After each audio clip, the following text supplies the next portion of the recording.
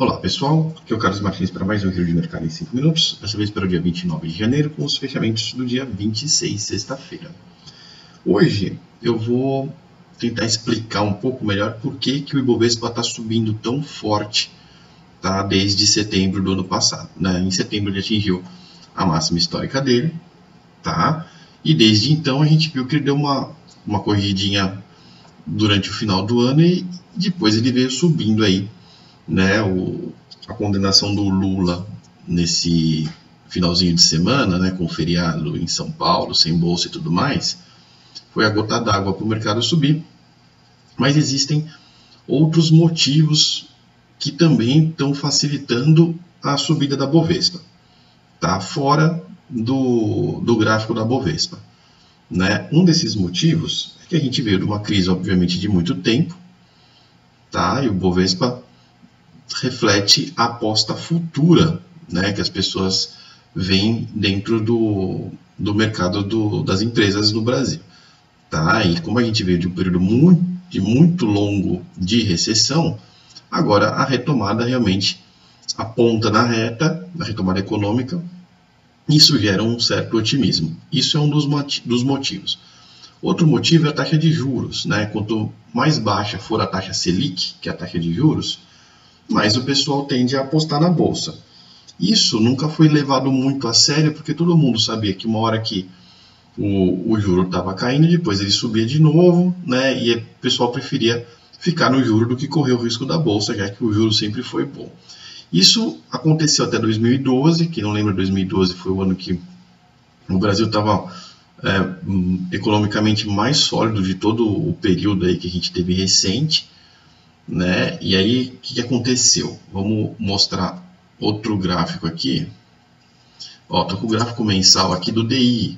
DI é o gráfico dos contratos de depósito interfinanceiro lá que os bancos operam, fundos operam, e quem tem bastante dinheiro opera, porque cada contratinho desse aí gera mais ou menos R$500 milhão para você operar. Então, não é muito para a pessoa física, embora a pessoa física consiga operar também. Tá? Os contratos de DI, por exemplo, esse daqui, o DIF17, é um contrato com vencimento em 2017, obviamente, mas eu estou vendo ele no gráfico mensal para a gente poder acompanhar aqui a taxa de juros, tá, dos anos anteriores a 2017. A gente vê que o contrato em 2017, o volume dele mais alto mesmo, ficou aqui entre 2013 e 2015. Chegou em 2017 mesmo, tá? 2016 ele já cai muito o volume, o pessoal já está apostando nos contratos de 2018, 2019. Na verdade é 2017, 2019, 2021, Vou mostrar 2021 daqui a pouco para a gente ver. O que eu quero dizer com isso? Quero dizer que os juros, que em 2008 estava aqui 17%, 18%, chegou a 19%, tá? A aposta do juro futuro para 2017, em 2008, quando teve a crise financeira mundial, Essa aposta ela veio caindo, até dezembro de 2012, quando o juro caiu para 8,27%. O juro de 2017, o juro futuro de 2017 caiu para 8%. Quando o juro caiu para 8%, como tem muito fundo de investimento e muita gente que vive de botar o dinheiro no juro, o pessoal se desesperou, achou que o Brasil ia dar certo de verdade e a gente ia cair para a taxa de 0,25, 0,5, que eram as taxas que se praticavam no mundo, se pratica até hoje.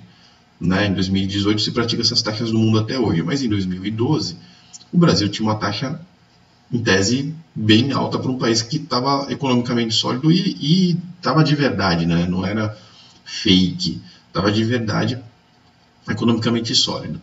Tá? Então o que aconteceu aqui nesse ponto? Nesse ponto, quem costumava operar juro começou a pré-fixar juro, ou seja, comprar títulos do Tesouro pré-fixados em 8%, 7%, tá? Porque achava que o juro ia cair para 0,5%, 0,25%. O que aconteceu em 2013 foi que a gente viu o juro disparando de novo aqui, em pouco tempo, durante um ano, direto assim, de 6 meses a um ano, o juro disparou de volta para os 12%, 13%. Por quê? Porque 2012 foi o ano que a Dilma começou a desmontar todos os alicerces econômicos que estava montado. Foi quando ela começou a mexer, não vou entrar aqui em detalhes que não tem nada a ver com análise técnica, foi quando ela começou a mexer nos fundamentos da economia, que vinham bem, por causa da vontade que ela tinha lá de mexer em tudo e tal, e ela começou a desmontar aquela máquina. Quando, em 2013, o pessoal começou a precificar isso nos juros, quem tinha apostado no juro pré-fixado viu que se comprasse alguma coisa, um tesouro Selic direto no mercado, ia ganhar 10%, mas estava amarrado em taxas de 7%, 8%. Né? Tudo bem se você está pegando o juro 7%, 8% aí todo ano, beleza. Agora, se você precisar do dinheiro que você investiu e tiver que vender no mercado, o pessoal que vendeu os títulos do Tesouro a 12%, pré-fixado a 7%, chegou a perder 70% do que investiu. Tá? Para perder 70% do que investiu, colocando dinheiro em juro, renda fixa, é um trauma que não se esquece tão cedo. Tá? Então é muito melhor você aplicar na bolsa com risco aí de 20% ao ano do que você pré-fixar o juro e tomar 70% de nabo, ou você não pré-fixar nada e ver o juro cair para zero. Tá? Então rolou um trauma quando o juro chegou em 7%, entre 7% e 8% aqui no final de 2012, tá? Porque o juro disparou depois e quem estava pré-fixado nisso, porque não queria ir para a bolsa porque tinha risco, acabou tomando um nabo monster. Né? Foi isso que aconteceu. E agora vamos dar uma olhada no juro para 2021, ó, o DI para 2021, hoje, né, está de volta no mesmo patamar de 8%. Tá vendo? Chegou no final de setembro em 8%, deu uma corridinha para cima no final do ano, quando a Bovespa deu uma corrida para baixo, e agora ele voltou para o mesmo patamar de 8%, que ele não caiu abaixo, igual a Bovespa está subindo acima do topo que ela fez, o juro não caiu para baixo disso. Então o que o mercado está fazendo aqui? Como todo mundo está traumatizado da última vez que isso aconteceu em 2012, tá? Em vez de pré-fixar a taxa de juros, o povo está comprando Bovespa. Né? Então entra uma demanda a mais que não entrava antes na Bovespa. Tá? Por isso que a gente está vendo a Bovespa, além de tudo, ter uma alta tão forte, porque o povo tem medo agora de investir no juro. O juro meio que virou carta fora do baralho nesse nível. O que antes, não, o pessoal estava tentando operar juro nesse nível de 8% para baixo. Se deram muito mal e agora ficou na cabeça popular aí do pessoal que investe mais pesado que o juro nesse nível não dá para investir, você precisa investir na bolsa, mesmo que a bolsa cair. Ela não vai cair 70% como aconteceu. Pode cair, obviamente, mas como aconteceu com os juros que é líquido e certo, que se subir de novo vai perder 70%, não vai acontecer. Tá? Então, essa é uma explicação do porquê que a Bovespa está tendo tanto volume agora. Né?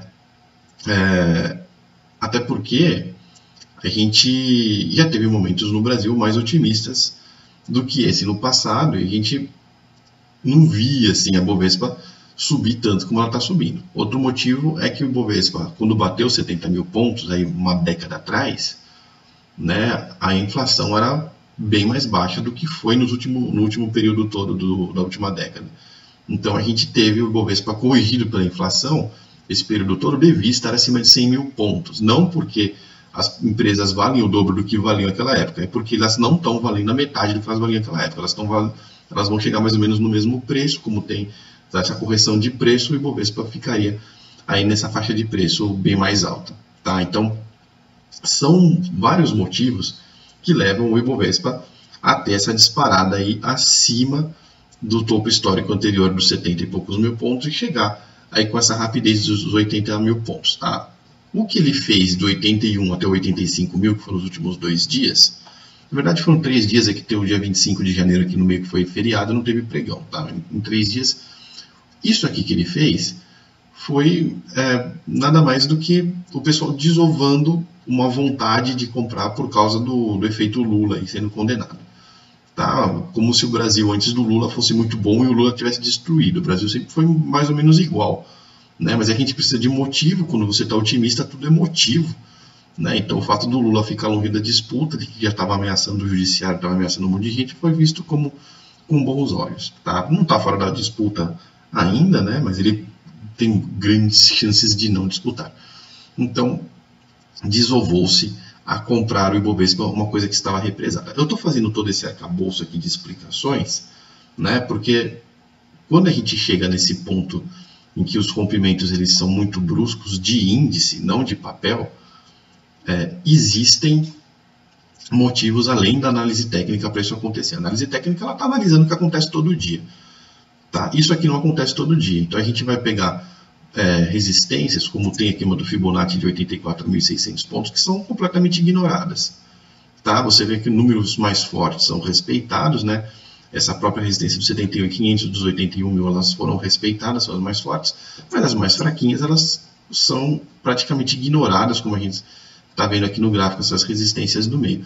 E o porquê desse ignoramento, digamos assim, né, desses pontos de força, é justamente por causa de N variáveis que acontecem aí na bolsa. Eu falei algumas delas que são as que mais gritam, né, para o mercado, que o mercado está acompanhando, digamos assim, mas tem um monte de outras coisas. Tem as próprias empresas de forma individual que acabam sendo pesadas e no índice, né, e acabam tendo fatores positivos que levam a cotação a puxar o Ibovespa para cima mais ou menos, tal. O Banco do Brasil puxou muito também nesse tempo, sendo uma estatal, e o mesmo motivo do Lula, por isso que o Ibovespa subiu. Então a gente está muito atrelado ainda com o Estado na Bolsa, né? A Bolsa não está tão privada assim como a gente pensa. Então, por isso que ela subiu tanto nesses últimos dias. Perspectiva de longo prazo para a Bolsa, tá? Obviamente, depende, ano eleitoral, depende de um monte de coisa. O Brasil pode mudar totalmente daqui a 12 meses, isso é um negócio totalmente diferente do que é hoje. Isso é uma possibilidade. Tá? Então a gente não está aqui para analisar longo prazo, está aqui para analisar só o curto prazo. E no curto prazo, o que a gente tem é um monte de motivo que empurram para o mesmo lado, que é para cima o Ibovespa. Tá? Tanto o trauma do pessoal com o juro, como o lance da inflação está controlado pela primeira vez, como as empresas estão saindo de uma recessão fortíssima de muitos anos, os fundamentos da economia estarem mais ou menos no lugar, são todas as variáveis que empurram para o mesmo lado. E aí o Ibovespa está subindo agora por causa disso. E só por causa disso. Tá? Uma exaustão de notícias positivas dentro de alguns meses ou semanas pode levar o Ibovespa a corrigir. E é importante que a gente saiba que o Ibovespa não vai ficar subindo para sempre. Da mesma forma que ele sobe com volume alto, com volatilidade alta, ele vai para patamares muito altos, você atiça os especuladores da mesma forma que você está atiçando aqui os caras que têm dinheiro estocado para investir. Vai atiçar os especuladores e os caras vão bater nesse negócio para baixo porque subiu demais, está longe da média, e o povo que está ganhando um lucro alto, quando vê que está corrigindo, fica com medo e corrige e vende junto, e aí começa a fazer as oscilações mais bruscas. Tá? Quando ele vai vindo mais devagarzinho, isso é mais difícil acontecer. Não subiu tanto, começou a bater, o cara que comprou mais para baixo também não está com lucro, você não vou vender e perder dinheiro, ter um lucro mínimo por causa desse movimento, vou esperar mais e tudo mais. Quando o cara comprou aqui embaixo, em um mês o negócio está lá em cima, em 2 meses o negócio está lá em cima, subiu 20%, com milhões e milhões de reais, se começarem a bater, o cara vai vender para ver até onde vai, depois ele compra de novo, ele tem lenha na fogueira para jogar na fogueira para fazer isso. Tá, então a volatilidade a partir de agora aumenta bastante, tanto para cima como para baixo no Ibovespa. Toda essa explicação é importante, porque a gente vai entrar num período em que o Ibovespa está sim otimista, mas está também muito, muito volátil. Isso quer dizer, ele vai oscilar muito. Quando subir, pode subir forte, quando cair, também vai cair forte. Né? Tendo visto que a gente viu aqui atrás, ó, pregões em que ele cai 8%, depende do que vai acontecer, pode acontecer, né? Por causa do Brasil tá meio maluco, mas ele está subindo aí 8% em 2 dias, ele pode cair 8% em 2 dias. Tá? Essa que é a mensagem.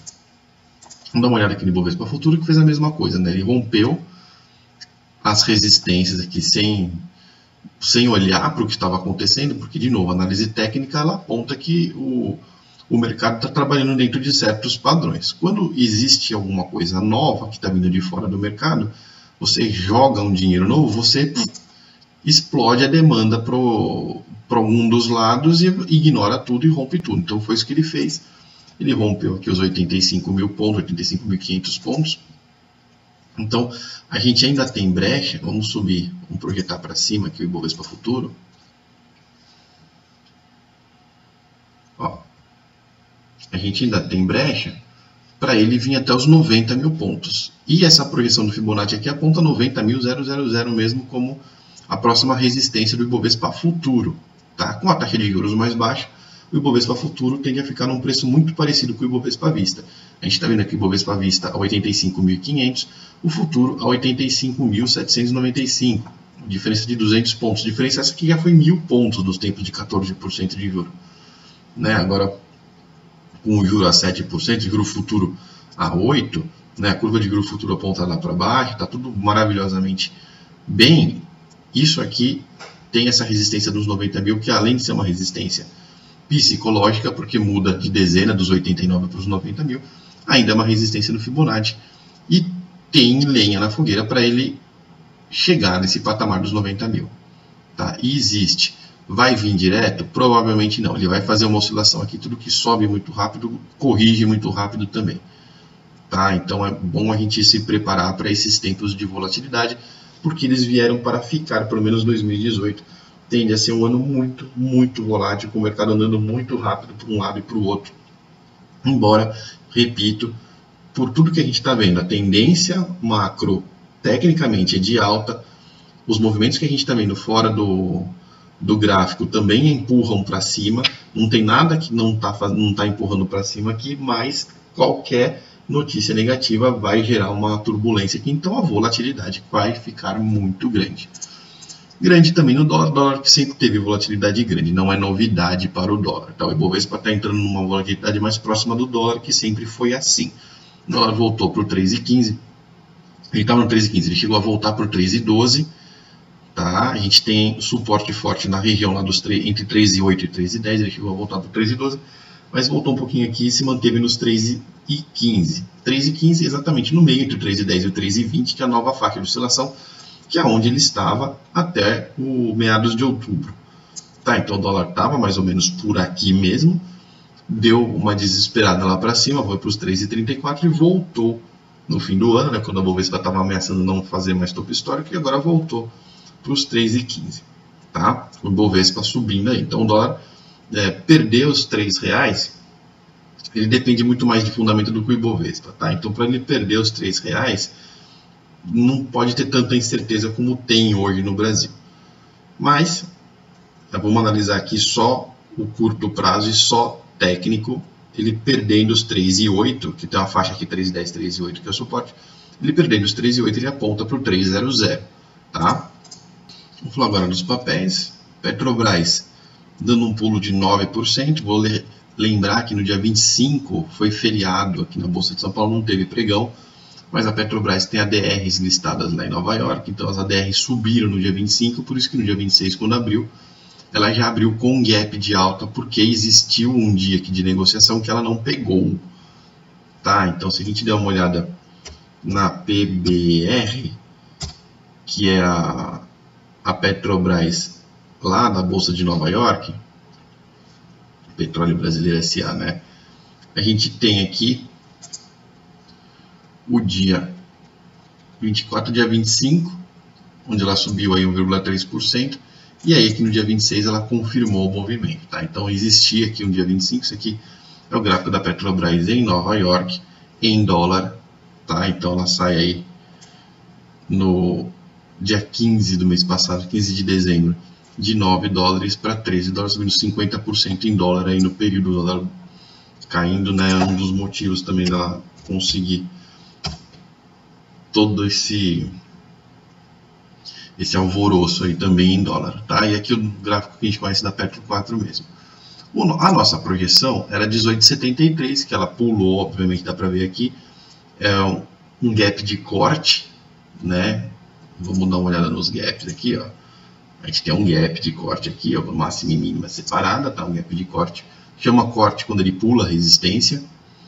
Então está apontada a Petrobras para o 2027, que é a próxima resistência. Se o 2027 for rompido também, pelo volume aqui de negócios, tá? O que aparenta também é que pode ter uma correção muito forte, mas vamos supor que ela continue nesse ímpeto de subir 10% ao dia durante mais alguns dias, o que é pouco provável, mas se ela fizer rompendo o 2027, ela vai apontar para o 22,76. Tá? Por enquanto, o suporte da Petrobras mais forte continua aqui no 17,78, bem mais para baixo. Falando agora da Vale 3, que a Vale não tá com muita emoção, né? Ela que subiu demais, tá? Chegou no 43,58 e de lá não conseguiu passar, montou um sinalzinho de baixa. Por causa dessa euforia toda com o Ibovespa, ela parou de cair. Ela vinha caindo até que os R$40, com a projeção final nos 39,51. A euforia toda do Ibovespa fez ela dar uma estacionada aqui nos 41. Tá? Mas se o Bovespa der uma rateada, a Vale 3 deve continuar essa queda aqui até o suporte do 39,51, 43,58 continua como resistência. Aqui o Banco do Brasil, né, que de um pessimista que estava de não ter conseguido chegar de volta no topo, passou a um otimista, subiu, né, bastante nos últimos dias, saindo de R$34 para R$39, renovando aqui as máximas e passando para cima dos valores do Fibonacci. Então a projeção 38,67 foi rompida também com um grande volume, o que leva a projeção do Banco do Brasil no curto prazo a ser R$40,45, com 37,58 como suporte.